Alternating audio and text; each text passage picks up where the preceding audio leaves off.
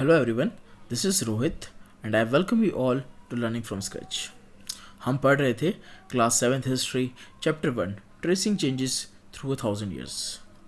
तो अभी तक हमने पढ़ लिया था, उसको हम एक बार रिकॉल कर लेते हैं. रिकॉल करेंगे तभी हमको याद रहेगा, भूलना नहीं है. जो पिछली बार जो पढ़ा है वो हमें पता होना चाहिए. प्रीवियस वीडियो में जो हमने पढ़ा है वो हमको पता होना चाहिए. तो सबसे पहले हमने देखा था, दोनों मैप को कंपेयर किया था. तो दोनों मैप से हमको ये पता चला था कि सब कॉन्टिनेंट के बारे में जो इन्फॉर्मेशन जो थी वो टाइम के साथ में चेंज होती जा रही थी. फिर हमने देखा था कि जो मैप से हमको ये पता चला था कि साइंस ऑफ कार्टोग्राफी चेंज हो गई थी. साइंस ऑफ कार्टोग्राफी मतलब मैप रिप्रेजेंट करने का तरीका भी टाइम के साथ में चेंज होते जा रहा था.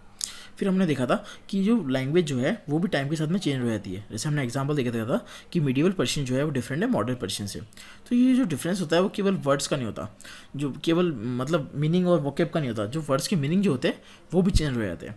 उसके लिए हमने एग्जाम्पल लिया था हिंदुस्तान, फॉरेनर का.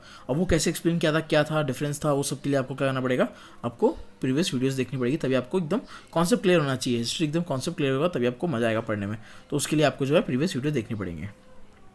फिर हमने देखा दोनों का मतलब हो गया. उसके अंदर न्यू टॉपिक था हमारा हिस्टोरियंस एंड देयर सोर्सेज. मतलब हिस्टोरियंस कौन से सोर्सेज का यूज़ करते थे पास्ट के बारे में जानने के लिए. तो अलग अलग सोर्सेज का यूज़ करते थे. डिपेंड करता था कि वो किस चीज़ के बारे में जानना चाहते हैं, किस चीज़ के बारे में पढ़ना चाहते हैं, किस चीज़ के बारे में स्टडी करना चाहते हैं. जैसे कि हम हिस्ट्री पढ़ रहे थे, तो हमको हिस्ट्री की बुक चाहिए. अभी हमको कोई साइंस की बुक दे देगा तो हम हिस्ट्री नहीं पढ़ सकते. इसीलिए तो उनको भी वही सोर्सेज चाहिए जो उनकी ज़रूरत है. जिस चीज़ के जानना चाहते हैं उसी के अकॉर्डिंग उनको भी सोर्सेज चाहिए. ये हो गया. उसके बाद में ये था कि पेपर जो है चीप होते जा रहा था. सब कॉन्टिनेंट पेपर जो है चीप होते जा रहा था, इजीली अवेलेबल था. लोग अलग अलग चीज़ों के लिए पेपर का यूज़ कर रहे थे. और जो ये डॉक्यूमेंट्स होती थी, मैन्युस्क्रिप्ट होती थी, वो बहुत सारी इन्फॉर्मेशन प्रोवाइड करती थी हिस्टोरियंस को. बट उनको यूज़ करना उतना ही डिफ़िकल्ट था. अब वो डिफ़िकल्ट क्यों था? डिफ़िकल्ट इसलिए था क्योंकि स्क्राइब्स जो होते थे वो बहुत सारे चेंजेस ले आते थे, बहुत सारे चेंजेस इंक्लूड कर देते थे जब वो कॉपी करते थे. तो चेंजेस की वजह से क्या होता था कि जो हिस्टोरियंस है उनको बहुत सारी प्रॉब्लम फेस करनी पड़ती थी. और जो ऑथर जब खुद का जो उन्होंने जो क्रॉनिकल लिखा है, मतलब जो हिस्टोरिकल अकाउंट जो उन्होंने लिखा है, उसको जब रिवाइज करते हैं तब उसकी वजह से बहुत सारी प्रॉब्लम होती थी हिस्टोरियंस को.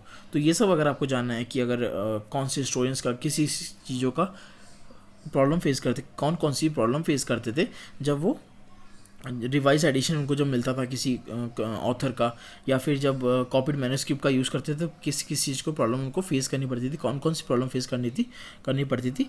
इन सब के लिए आपको प्रीवियस वीडियो जाके देखनी पड़ेगी. फिर हमने देखा था हमारा जो लास्ट वीडियो था उसके हमने देखा था new social and political group के बारे में देखा था.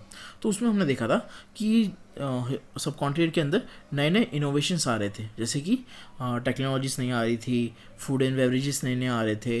मतलब ये सारे चेंजेस जो थे वो किसके साथ में आ रहे थे, जो लोग बाकी सारे आइडियाज़ लेके आए उनके साथ में ये सारे चेंजेस भी आ रहे थे. फिर जो ये मिडिवल पीरियड जो था उसमें क्या था कि लोग एक जगह दूसरे के ट्रैवल बहुत कर रहे थे. अब वो क्यों कर रहे थे उसके लिए भी आपको जो है प्रीवियस वीडियो देखना पड़ेगा. प्रीवियस वीडियो में तभी आपको समझ में आएगा. कॉन्सेप्ट क्लियर होनी चाहिए हिस्ट्री में क्या है, कॉन्सेप्ट क्लियर करते चलो और बढ़िया पढ़ते चलो, ये वाली बात है. तो आप पढ़ते चलो, प्रीवियस वीडियो देख लेना, ठीक है. उसके बाद हमने देखा था कि राजपूत जो है बहुत ज़्यादा इंपॉर्टेंट बन गए थे. फिर राजपूत मतलब कौन सी कास्ट उन्होंने क्लेम की थी, मतलब उन्होंने बोला था कि हम तो क्षत्रिय है. फिर क्षत्रिय में मतलब राजपूत टर्म जो है ऐसा नहीं था केवल रूलर्स के लिए, चीफ के लिए इंक्लूज हो रही है. जो सोल्जर्स होते थे उनके लिए भी ये टर्म यूज़ होती थी. फिर बहुत सारी क्वालिटीज़ थी जो राजपूत की जो पोइट्स होते थे, जो लिरिक्स लिखते थे, उन सब ने जो है बहुत सारी वो क्वालिटीज़ जो है वो उनको राजपूत को जो है दी है. वो सारी चीज़ों के बारे में हमने पढ़ा था. फिर हमने देखा था कि जो डिफॉरेस्टेशन हो रहा था, बहुत सारे पॉलिटिकल ग्रुप्स थे जैसे मराठा, सिख, जाट, ये सारे भी बहुत सारे पॉलिटिकल ग्रुप्स थे जो पॉलिटिकली इंपॉर्टेंट बने मिडिवल पीरियड के बारे में. मिडिवल पीरियड के टाइम पे इनके बारे में हम चैप्टर नंबर 10 में पढ़ेंगे आगे. फिर हमने देखा था कि डिफॉरेस्टेशन होते जा रहा था. मिडिवल पीरियड के अंदर डिफॉरेस्टेशन हो रहा था और एग्रीकल्चर एक्टिविटीज़ जो है उनका एक्सटेंशन हो रहा था. इसकी चलते क्या हो, बहुत सारे लोगों को वहाँ से छोड़ के जाना पड़ा. कुछ लोग जो वहाँ रह गए उन लोगों ने कल्टीवेशन करना स्टार्ट कर दिया. वो लोग पीजेंट बन गए. वो पीजेंट बने तो उनको कौन सी प्रॉब्लम फेस करनी पड़ी. वो जब जो इस कॉम्प्लेक्स सोसाइटी का पार्ट बने तो उनको क्या क्या करना पड़ा. फिर धीरे धीरे जातीज़ बन गई, इकोनॉमिक सोशल डिफरेंसेस आ गए पीजेंट के अंदर ही. ये सारी चीज़ें जो है हमने पढ़ी थी. फिर जातीज़ के रैंक किस हिसाब से होते हैं, जो स्टेटस है जाति का वो किसके ऊपर डिपेंड करता है. ये सारी चीज़ें जो है हमने प्रीवियस वीडियो में पढ़ी थी. उसके बाद हमने देखा था कि जाति जो है रूल्स एंड रेगुलेशंस बनाती है, और रूल्स एंड रेगुलेशंस जो बनाती है वो एनफोर्स कहाँ पे होता है, लागू कहाँ पे होता है, जाति पंचायत में होता है। फिर जातिस को जो है विलेजेस के रूल्स एंड रेगुलेशंस भी जानने पड़ते हैं, मतलब उनको ही फॉलो करना पड़ता है। उनको पता होंगे तभी तो फॉलो करेंगे, उनको पता होना चाहिए उनको, वो तब उनको ही फॉलो करना पड़ता है। तो जाति और विलेज दोनों मिला के एक छोटी सी यूनिट है स्टेट का। तो अभी तक हमने ये पढ़ लिया था। ये केवल एक इंट्रोडक्शन है, जैसे मैं आपको बता रहा हूँ ताकि आप अगर भूल गए हो तो आप याद कर लो। बस इसको बस नॉर्मल है। अगर आपको कॉन्सेप्चुअल एकदम अच्छे से एकदम क्लियर करके चलना है, कभी आप भूलो ही नहीं, तो आपको प्रीवियस वीडियोस जो है देखनी पड़ेगी। उसका लिंक जो है आपको मैं डिस्क्रिप्शन में दे दूंगा, और बाकी आप चैनल के वहाँ पे जाके आप देख सकते हैं प्लेलिस्ट क्लास 7 हिस्ट्री। तो आज का जो हमारा टॉपिक है हम स्टार्ट करते हैं।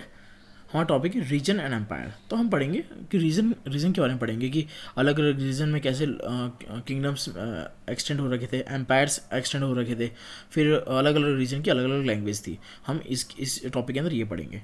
तो बहुत सारे बड़े बड़े किंगडम्स थे, जैसे कि चोलाज है, खलजीज है, तुगलक्स है, मुगल्स है। चोलाज के बारे में हम पढ़ेंगे चैप्टर 2 में, खलजीज, मुगल्स, तुगलक्स इनके बारे में पढ़ेंगे अच्छा चैप्टर 3 में, और मुगल्स के बारे में पढ़ेंगे चैप्टर 4 में। चैप्टर 10 में आगे भी चल के हम पढ़ेंगे मुगल्स के बारे में। वो लोगों ने एक बड़ा सा बड़े बड़े एम्पायर्स बना लिए थे इन सब ने, जो कि पैन रीजनल थे। पैन रीजनल मतलब spanning diverse region, spanning diverse मतलब दूर दूर तक फैले हुए थे, नॉर्थ ईस्ट वेस्ट साउथ हर जगह फैले हुए थे। मतलब अलग अलग रीजन, मतलब साउथ के जैसे कि चोला किंगडम है उसमें साउथ के बहुत सारे रीजन में फैले हुए थे, मुगल्स बहुत दूर दूर तक फैले हुए थे, ये सारी चीज़ें थी। तो संस्कृत प्रशस्ति मतलब होता है इन प्रेज ऑफ, मतलब किसी की प्रशंसा के लिए। तो दिल्ली सुल्तान जो घियासुद्दीन बलबन, जिन्होंने रूल किया 1266 से 1287 के बीच में, उनके लिए एक प्रशस्ति लिखी गई थी संस्कृत में, जो हमें क्या बताती है, वो बताती है कि वो रूलर थे, एक बड़े से एम्पायर के रूलर थे, जो कि फैला हुआ था बंगाल से लेके, जो ईस्ट में है बंगाल, वहाँ से लेके गजनी तक, जो अफगानिस्तान में वेस्ट में, वहाँ तक फैला हुआ था। और उनके किंगडम में पूरा साउथर्न इंडिया, जिसको द्रविड़ा के नाम से जाना जाता है, वो पूरा जो है इंक्लूडेड था। अलग अलग जगह के लोग, जैसे कि बंगाल, आंध्र प्रदेश, केरल, कर्नाटक, महाराष्ट्र, गुजरात, उनके आर्मी के सामने जो है भाग गए थे। तो 700 AD मतलब 700 years after the birth of Christ, Jesus के बर्थ के 700 ईयर्स के बाद में बहुत सारे रीजन्स ने क्या कर लिया था कि क्लेम कर लिया था कि अच्छा ये हमारी जियोग्राफिकल डायमेंशंस है, ये हमारी लैंग्वेज है, ये हमारी कल्चरल कैरेक्टरिस्टिक्स है, ये सारी चीज़ें कर ली थी। जब मुगल एम्पायर का डिक्लाइन होना स्टार्ट हुआ 18th सेंचुरी के अंदर, तो बहुत सारे रीजनल स्टेट डेवलप हुए, जैसे कि हम मराठा, सिख, जाट, ये सारे थे। फिर बाकी हम पढ़ेंगे ऐसे प्रोविंसेस थे, ओल्ड प्रोविंसेस थे मुगल्स के, अब हैदराबाद, अवध, बंगाल, उन सब के बारे में हम जो है आगे चैप्टर्स में, आने वाले चैप्टर्स में पढ़ेंगे। इसमें इतना हो गया। उसके आगे लैंग्वेज एंड रीजन, इसमें हम पढ़ेंगे लैंग्वेज एंड रीजन, मतलब हर रीजन की अलग अलग लैंग्वेज थी। तो अब कैसी थी, क्या थी, अब हम देखते हैं। तो अमीर कुशाव जो 1380 में उन्होंने एक जो है पोएम लिखी थी, उसमें उन्होंने ऑब्जर्व किया कि उन्होंने बताया कि उन्होंने ऑब्जर्व किया है कि हर एक रीजन की अलग लैंग्वेज है। कैसे, सिंध में कौन सी लैंग्वेज बोलते हैं, सिंधी बोली जाती है। लाहौर में लाहौरी, कश्मीर में कश्मीरी, द्वार समुद्री बोली जाती है साउथर्न कर्नाटक में, तेलंगानी बोली जाती है कर्नाटक में, गुजारी बोली जाती है गुजरात में, मावारी बोली जाती है तमिलनाडु में, गौरी बोली जाती है बंगाल में, अवधी बोली जाती है ईस्टर्न यूपी में, और हिंदी भी बोली जाती है in the area around Delhi. ये जो है हमने टॉपिक सेकंड में पढ़ा था, जब हिंदुस्तान का मतलब जो है इन्होंने हिंद वर्ड का यूज़ किया था 14th सेंचुरी के अंदर, अर्ली 14th सेंचुरी के अंदर, उसका मतलब क्या था, ये हमने सेकंड टॉपिक के अंदर पढ़ा था। तो रिलेट करते चलो, हिस्ट्री को रिलेट करते चलो, समझते चलो, बस ये हिस्ट्री है। तो अमीर खुशराव ऐसे बताते हैं कि इसके विपरीत जाके, मतलब काउंटर, इसके अलग जाके एक लैंग्वेज थी, पुरानी लैंग्वेज संस्कृत, जो किसी रीजन से बिलोंग नहीं करती थी। बाकी हमने देखा कि बाकी सारी लैंग्वेज क्या कर रही है, अलग अलग रीजन से बिलोंग कर रही है, और जो संस्कृत लैंग्वेज थी वो किसी रीजन से बिलोंग नहीं करती थी, और नॉर्मल पीपल जो होते थे वो उसको जानते नहीं, नॉर्मल पीपल मतलब ऑर्डिनरी पीपल जो होते थे वो उसको जानते भी नहीं थे, उसके बारे में जानते भी नहीं थे, केवल ब्राह्मण जानते थे। तो नेक्स्ट टॉपिक हम जब पढ़ेंगे तो हमको समझ में आएगा कि ब्राह्मण, इसी वजह से ब्राह्मण्स को डोमिनेंस मिली थी सोसाइटी के अंदर, वो कैसे मिली थी, क्या हुआ था, वो सारी चीज़ें जो है हमें मिलेगी आगे वाले टॉपिक में, हमको नेक्स्ट टॉपिक में पढ़ने के लिए मिलेगा। तो क्वेश्चन है, did you notice that the names by which languages are known have change over time. तो ये हमसे वैसे बोल रहा है कि आपने ऐसा नोटिस किया कि जो लैंग्वेज, जिस नाम से लैंग्वेज को जाना जाता है वो भी टाइम के साथ में चेंज हो रहा है। तो बोले हाँ सही, ये क्वेश्चन, इसका आंसर है यस। यस कैसे, क्योंकि अलग अलग लैंग्वेज अभी बोली जाती है, जैसे आंध्र प्रदेश में जो है तेलुगु बोली जाती है, मतलब अलग बाकी लैंग्वेज बोली जाती है, बस मेन जो लैंग्वेज है तेलुगु बोली जाती है। गुजरात में गुजराती बोली जाती है, तमिलनाडु में तमिल बोली जाती है, बंगाल में बंगाली बोली जाती है, ऐसे है। ठीक है, तो आज यहीं पे ख़त्म करते हैं इस वीडियो को। नेक्स्ट वीडियो में हम स्टार्ट करेंगे ओल्ड एंड न्यू रिलीजन। ठीक है, और अगर आपको कोई भी प्रॉब्लम है तो आप अगर कुछ समझ में नहीं आया है तो आप कमेंट में लिख सकते हैं। मैं उसका जल्द से जल्द उसका आंसर जो है कमेंट में लिख दूंगा, या फिर अगर कुछ बड़ा टॉपिक होगा जो समझ में नहीं आएगा उसके लिए मैं आपको एक सेपरेट वीडियो बना के दे दूंगा।